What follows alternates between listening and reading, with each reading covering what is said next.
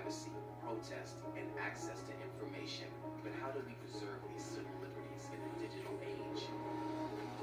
It's very important for us to fight back. Text TRUTH to 77177 to join those who are exposing corruption, fighting abuses of power, and demanding transparency.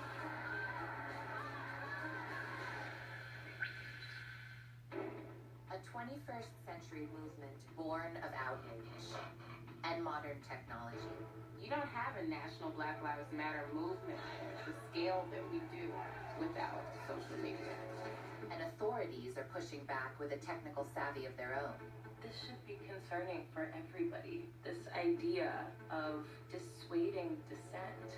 How deep is law enforcement surveillance of Black Lives Matter? And just why is the government watching this 21st century protest movement so closely? To be seen as essentially domestic terrorists is alarming.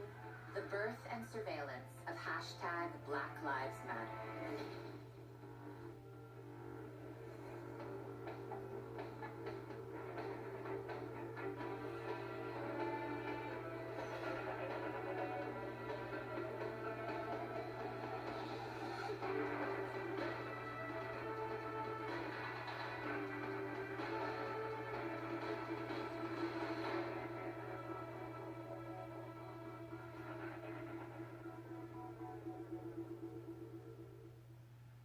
Secretary Clinton has said that she would protect and enhance Social Security just this past week. That seems like pretty ambiguous. A town hall meeting featuring presidential hopefuls Bernie Sanders and Martin O'Malley. I don't know. This probably.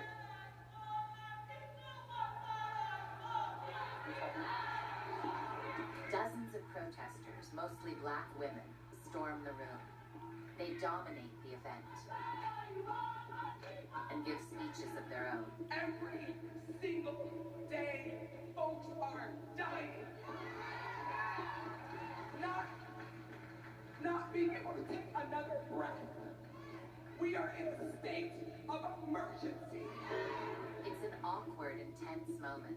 This is a politically progressive event with politicians Black Lives Matter might ordinarily be aligned with. Our message to the Democratic candidates was simple. We're in a state of emergency. If you don't have an agenda that's about Black folks, if you don't have an agenda that's really looking at the ways in which Black folks have been suffering for centuries in this country, then we're not going to vote for you. 1 week later in Cleveland, Black Lives Matter activists surround a police car attempting to take a young teen into custody for public intoxication. The activists demand the boy's release. As more officers arrive on the scene, pepper spray is used on the crowd. But the number of activists only grows. Finally, BLM organizers negotiate the boy's release to his mother's custody. It was a small victory in a larger struggle to change a system that Black Lives Matter believes unfairly targets African Americans. But BLM protesters had already become a major point of interest to law enforcement. Black Lives Matter was officially being watched. We know that we've always been targets of the state, either violently or in terms of them using these methods to learn more about us and track us, but that doesn't deter us.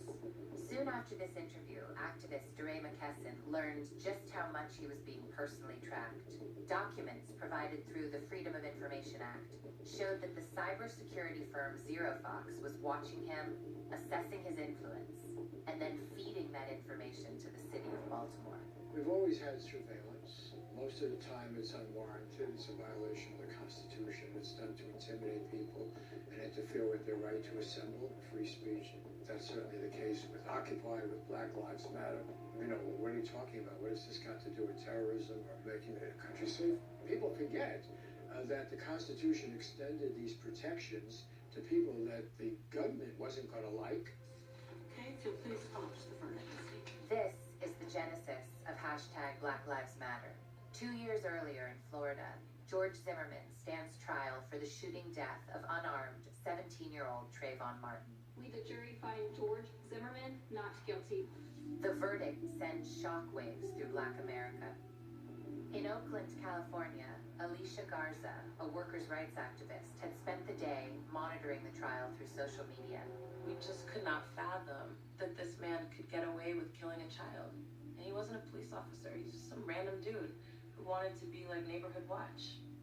That not guilty verdict changed something in my DNA. Garza went on Facebook and posted her thoughts. Black people, I love you, I love us. Our lives matter. Black lives matter. It was an intervention I needed when Alicia wrote the love letter. A few hundred miles away, prison reform activist Patrisse Cullors was also feeling the sting of the verdict. Looking to commiserate, she went online and saw Garza's post. I saw the Black Lives Matter, I put a hashtag in front of it. It must have been intuition. And I knew that those 3 letters needed to be this generation's call. I mean, that's what I wanted it to be. And I very quickly, told Alicia, let's make this a project. Let's have it be all out online and offline organizing project for Black lives. In Brooklyn, Opal Tometi, an immigrants' rights activist, was also acquainted with Alicia Garza. I actually heard about this post that she had on Facebook, and I reached out to her directly and said, hey, this is brilliant. I really like what this says. I really like the hashtag, but I don't think it should just be amongst ourselves. I think we should actually build out a platform. So I went online, I bought a domain, I got Tumblr, I set up Facebook and all of those platforms, and I just said, let's just try that and see where this goes. And it went viral. Because I have young Black people in my life, I wanted to build something that they can look to and be proud of, and to know truly that their life matters. Just days after George Zimmerman's acquittal, Black Lives Matter is able to organize its first direct action protest. The target? A symbol of American wealth and leisure, Rodeo Drive. This is where Black folks get stopped. This is where Black folks get frisked. So let's interrupt their eating. I got on the microphone and asked the people who were drinking their champagne to bow their heads to Trayvon Martin. And I thought that was the least they could do. In the months to come, the ranks of Black Lives Matter swell as social media accounts and viral video footage show men and women in altercations with the police. All of these people died, either soon after or while in custody. Jason Harrison, Eric Garner, John Crawford III, Kajemi Powell, Tamir Rice, Jeremy Reed, Charlie Kanang, Philip White, Walter Scott, Freddie Gray, Sandra Bland, Samuel DuBose.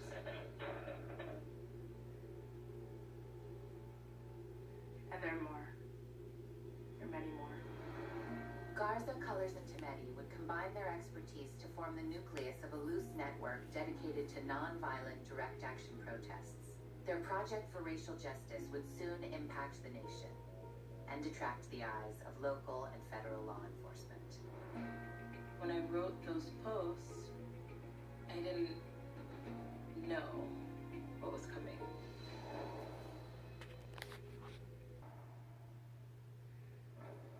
There's several more units over here. There's going to be a problem.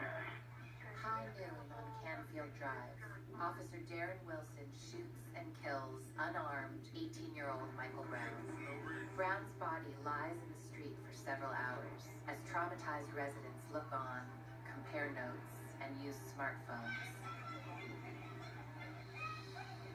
I didn't get down there until maybe 9 p.m. and you can still see his blood in the street. Earlier that day, Ashley Yates had been working at a St. Louis department store and checking her Twitter feed. I logged on that day, and I saw a dead Black boy in the street, and then I saw that it was Ferguson, and then I saw that it was Ferguson, Missouri. Something immediately shifted in me, like the rage that was inside of me that day. I couldn't go home and sit with that. Ashley is a force. I remember showing up to St. Louis and asking, where are the women? I know they're on the front lines. And I remember Ashley just having a fire that pierced through all of us. You saw a community that was trying to hold each other, trying to understand not only what had happened with a young child getting murdered, but also the police response. You know, you saw people that came outside, saw a dead body, and then had to face canine units just for saying, like, this dead boy shouldn't be laying in the street. My son laying her life for no apparent reason because he walked through the store.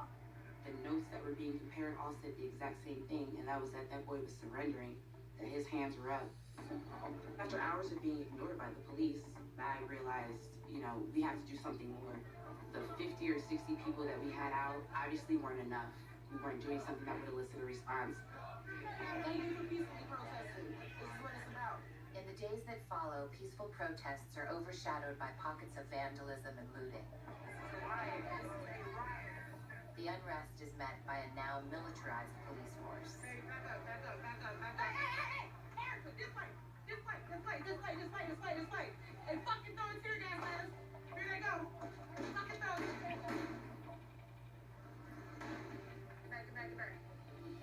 Get back. Don't shoot! It definitely, like, for me was a moment which I realized the power of, like, social media and Twitter and the immediacy of it and how people can meet that need. Ashley Yates' Twitter profile reverberates around the world, but with that came disturbing consequences. When I go to New York, and I'm from St. Louis, and a cop calls me Brown Blaze on the street, I was maybe at the protest for 5 minutes when a cop grabbed me by my arm and was like, Brown Blaze, get out the street. You know, it was scary, but it was also like, well, I know exactly where, you know, you're gaining your intel. Law enforcement saw social media as an obvious way to track BLM, whose organizing strength relied so heavily on Facebook and especially Twitter. Black Lives Matter has used Twitter really fantastically. I think it's become our news. We had information all the time. We knew what was going on. It makes all the difference. Bloomington, Minnesota, December 2014. On the busiest shopping day of the year, thousands of Black Lives Matter protesters fill Mall of America, the largest shopping center in the country. Documents obtained through the Freedom of Information Act, including this photo, show that mall officials had tracked Black Lives Matter protesters using a fake Facebook account. Every officer in there had a picture of me, and I had a disguise on, and they're like staring at this piece of paper and staring at my face, and I'm sitting there like, but the energy, I have to say, it was magnetic. FOIA documents show that both the city and mall colluded to sue selective activists for loss of income, including the cost of the private and public police force used to stop the event. After months in court, all charges were dismissed. You're stopping people from shopping, which is stopping somebody from making money. On the biggest shopping day of the year, you have stopped capital from moving. They do not like that. For many involved with Black Lives Matter, the technology might be new, but surveillance of civil rights groups in the United States has a long history. The FBI, under a program called COINTELPRO, created at the behest of J. Edgar Hoover, was designed to stall the civil rights movement and to cause it to unravel. Under COINTELPRO, the counterintelligence program, racial justice organizations were infiltrated by informants, provocateurs, and undercover police. Some leaders were framed and murdered. Surveillance was the go-to tactic. Who's meeting? What are they planning to do? What has happened to that sensibility, the desire to destroy? Has it been policed out of existence? Has it been dismantled and deconstructed, or does it still exist? Imagine how it is possible now when much of the organizing is over the internet. We have precedent. We have reason to be nervous and to be fearful for the lives and the livelihoods of people who are really putting themselves on the front lines to do this work. As Homeland Security sets its sights on Black Lives Matter, the agency has at its disposal an increasingly advanced and secretive structure of surveillance. Eisenhower warned us about the military-industrial complex, but we have now a militarized intelligence complex. And you do have to ask about their motives. When they go after a Black Lives movement, or they go after Occupy or anything else. Power knows how to respond to an insurgency that they've seen before, using the internet. It's coming at it in a new way. And of course, the repression is going to come, in a new way as well. In the wake of 9/11, centers of surveillance were erected in cities and towns across the United States. Largely a creation of Homeland Security, these centers were designed to combat terrorism by collecting surveillance data feeds from cameras and other assets. In Los Angeles, it's called the Real-Time Critical Response Division. In Chicago, it's the Crime Prevention Information Center. In New York, it's simply called Ring of Steel. I assume that they're monitoring my email, my phone calls, my locations, and who I'm with at whatever point in time. Yeah, absolutely. In 2013, Oakland, California rolled out its Domain Awareness Center. The DAC would be the hub of a more massive system of surveillance with the most sophisticated technology. That included automatic license plate readers, heat and motion detectors, and possibly even facial recognition software. To make all this happen, the City of Oakland chose the Services of Science Applications International Corporation. SAIC is a defense contractor with a long history of unscrupulous dealings, from defrauding municipal governments to helping enable nations known for their human rights violations. The system would be acquired through federal grants earmarked to protect Oakland's ports. But as shown in this city council meeting, from the beginning, Oakland police had other plans. If there is some additional uses, then we should know what those are. Predominantly two events. Number one, protests, of course. Also special events. Protests broke out that succeeded in confining the surveillance to the port. For now. Deputy Chief David Downing agrees to sit down for an interview. As technology keeps emerging, well then you want a place where there's a central conduit for that information to go. Chief Downing unapologetically uses social media to watch groups like Black Lives Matter. Yes, we use social media just like everybody else because it's open source. It's absolutely, completely open to the public. We are part of the public. We monitor all groups. The technology is effective as a surveillance tool to identify and then intimidate people who are daring to protest. This should be concerning for everybody. This practice of dissuading dissent. Passing out these flyers about animal testing, and we were all arrested. Investigating and preventing animal rights extremism is one of our highest domestic terrorism priorities. One thing I certainly wasn't was a terrorist. There is a public interest in what's going on in these farms. These issues affect everybody. You're not inviting people to be part of democracy anymore. We need to know what the government is doing. Truth and Power, Friday on Pivot. Black Lives Matter takes its cues from social justice movements of the past, and they're particularly aware of the role surveillance and infiltration played in the demise of some of those movements. We're in the 21st century. Technology has evolved. The methods and mechanisms for surveillance and infiltration have also evolved. And so I don't doubt it for a minute that that is happening to us too. At a Black Lives Matter demonstration in Oakland, 2 undercover highway patrol officers are outed by protesters. The situation gets dangerous. During a Black Lives Matter demonstration in Chicago, an emergency management vehicle rides parallel to the demonstrators. Activists say their cell phones behave oddly and speculate in real time that the SUV is carrying a cell phone data collection device called a Stingray. Documents suggest Chicago police began buying controversial Stingrays in 2005. This intercepted police audio suggests a Stingray was being used to spy on a BLM organizer during a Black Friday protest 1 week earlier. One of the girls is kind of hard into here. She's been at home a lot. You guys pick up any information where we're going possibly? Yeah, we're keeping an eye on it. We'll let you know if we hear anything. But the scrutiny of BLM is not only covert. After a police officer is shot and killed at a gas station in Houston, Texas, police blame Black Lives Matter. They point to some rallies and a slogan used at a protest. Some of the vulgar, vile, vicious outfits coming out talking about killing cops. I don't know whether this crew, Black Lives Matter, have any constituency other than the radical left. The right is trying to attack us, smearing our names. All these right-wing bloggers are doing the same, so that's also a tactic. During a BLM demonstration in Minneapolis, several suspicious-looking men are identified in the crowd. One of them pulls a gun and opens fire. 5 demonstrators are injured. It's scary, and it's hard to know what to do with entities that are so much bigger than us, right? We don't have the same type of technology. What we do have is our organizing skills, social media. That's this generation's ability to bring about our narrative. For me, the way that I make it through is just remembering why I'm here and remembering that I'm not the first or the last. And it's not fun. It's not glamorous. It's not cute. It's taxing, but it's necessary.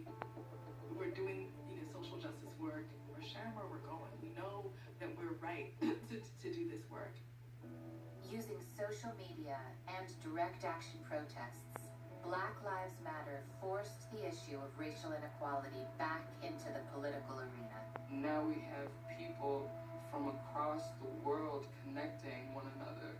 When Palestine started tweeting to Ferguson protesters how to deal with tear gas, that is how oppressed people start to link up. That is true power. I think anytime that an attempt to change in the world relies so heavily on the internet, there is the possibility that people will simply lose interest and walk away. We hope that 5 years from now, that there will still be a vibrant, active movement that is pushing for our basic humanity. I don't think that goes out of style. Trying to change the rules of how society works, particularly for racially marginalized groups, has never been a fair struggle. It's never been one about, can you convince us? It's always been, can one get the word out before you are completely taken offline?